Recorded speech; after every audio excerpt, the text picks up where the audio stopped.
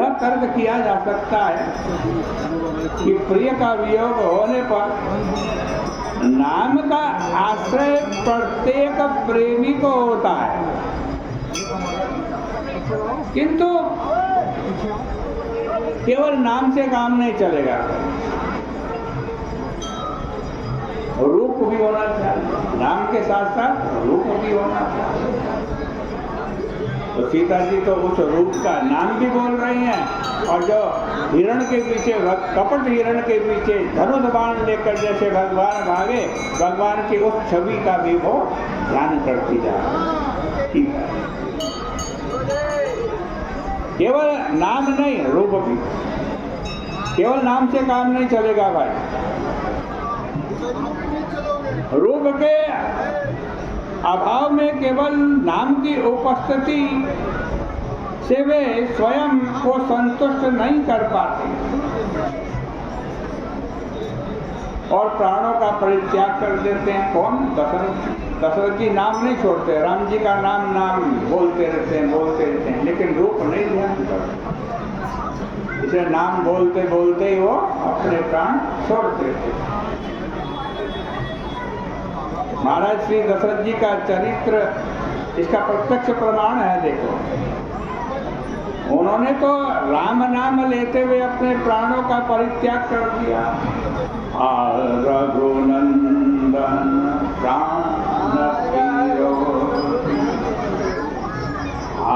रघुनंदन प्राण प्रियो, तुम बिन जियत बहुत दिन बीते, तुम बिन जियत बहुत दिन बीते।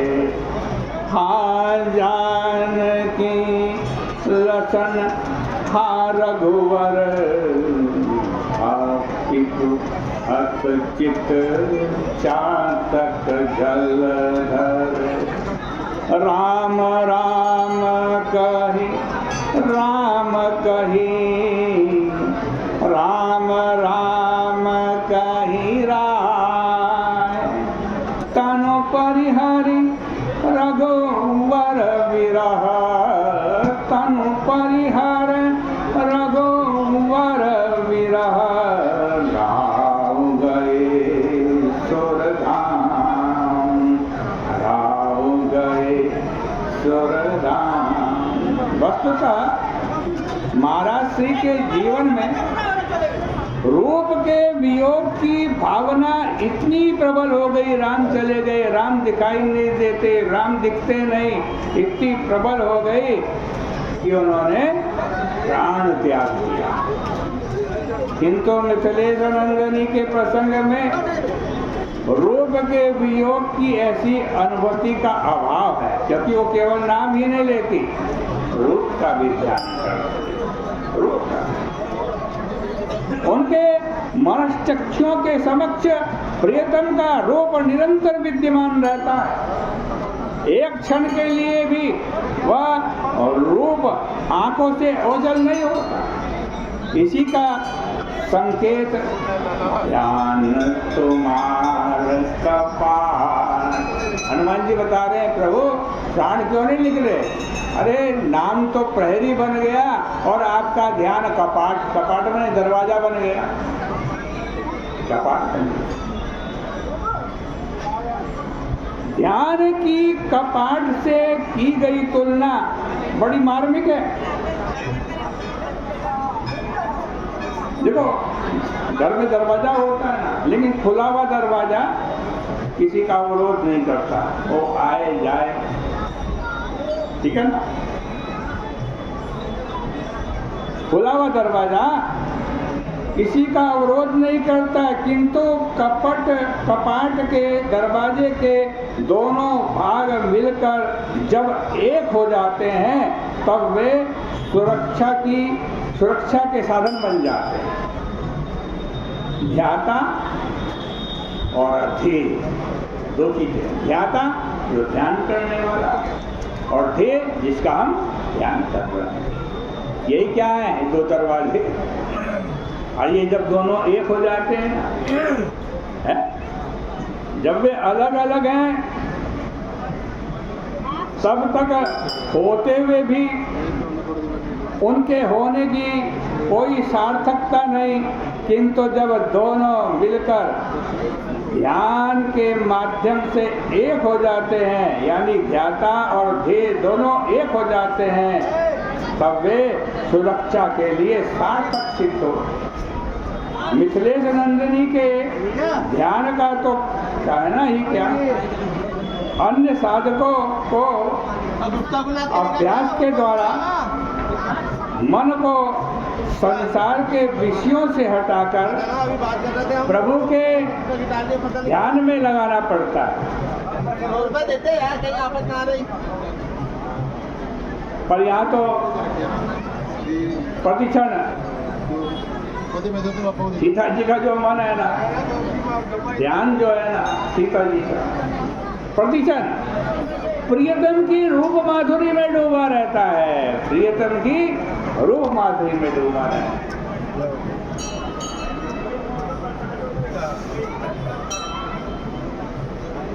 उनका मन तो मछली की तरह, मन मीन है, और प्रियतम की रूप माधुरी क्या है, जल है। जैसे मीन बिना जल के नहीं रह सकती, वैसे ही सीता जी राम जी के ध्यान रूपी जल के बिना नहीं रह सकती।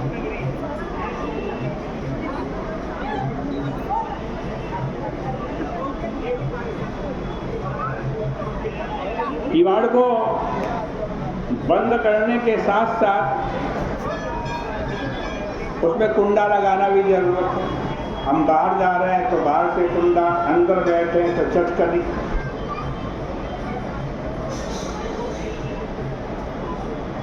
कुंडा सुरक्षा के लिए, उसमें भी ताला भी लगा देते हैं। मैथिली के प्राणों की रक्षा के लिए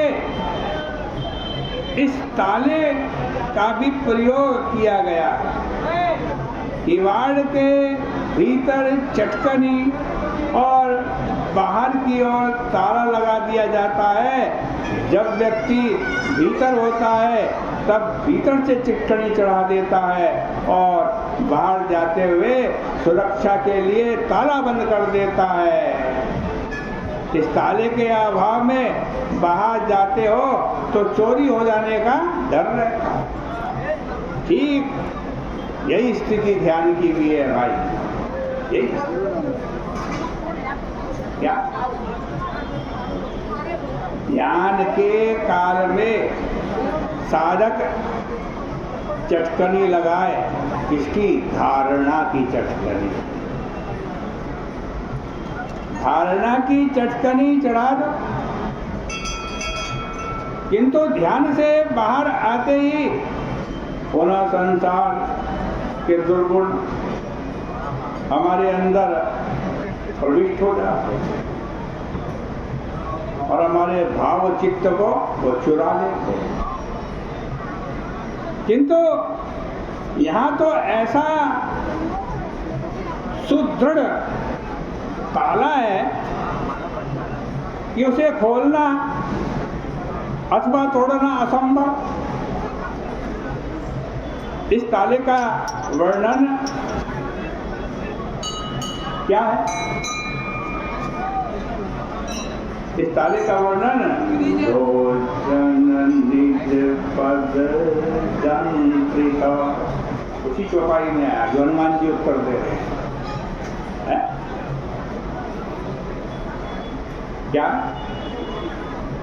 लोचन निज पद जंत्रिका इस रूप में दिया गया है। मैथिली जी की जो आंखें हैं वो ध्यान खोलते ही ध्यान, आंख बंद करके ध्यान कर भगवान का। कौन से भगवान का? ये वो कपट कुरंग के पीछे दौड़ रहा है, हिरण के पीछे। क्या? आंख खुल गई तो आंख खुलने क्या होगा? है बाहर आ जाए। अभी तक भीतर थे, चटकनी लगा रखी थी ध्यान की, अब भीतर बाहर आ गए तो क्या किया? बाहर आकर के हैं मैथिली की आंखें ध्यान खुलते ही अपने चरणों की ओर जाए। ऐसा लगता है जैसे वे अपने पैरों की ओर देख रहे हैं, लेकिन सत्य कुछ और है। सत्य इससे भिन्न है, अपने पैरों की ओर नहीं देख रहे। देखो, प्रभु और श्री किशोरी जी के चरण एक ही प्रकार के चिन्ह से चिन्हित हैं। जो चिन्ह राम जी के पैरों में है, वही चिन्ह किशोरी जी के पैरों में है।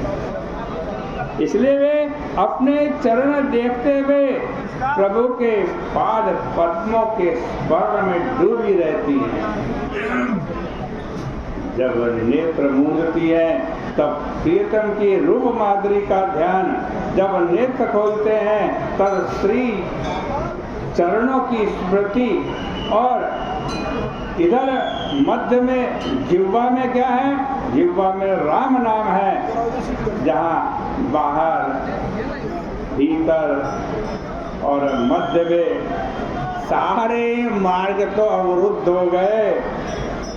जब सारे मार्ग अवरुद्ध हो गए तो प्राण जाहि के ही पार। तो भैया प्राणों को रास्ता ही नहीं मिल रहा है राम जी, इसलिए प्राण बाहर नहीं जा सकते। ये संदेश हनुमान जी ने किसको दिया? भगवान श्री राम जी को। आज की चर्चा का यहीं विराम करेंगे, कल फिर मिलेंगे आरती के पश्चात यहीं गंगा जी के तट पर राम जी की कथा में। बोले सियापति रामचंद्र भगवान की।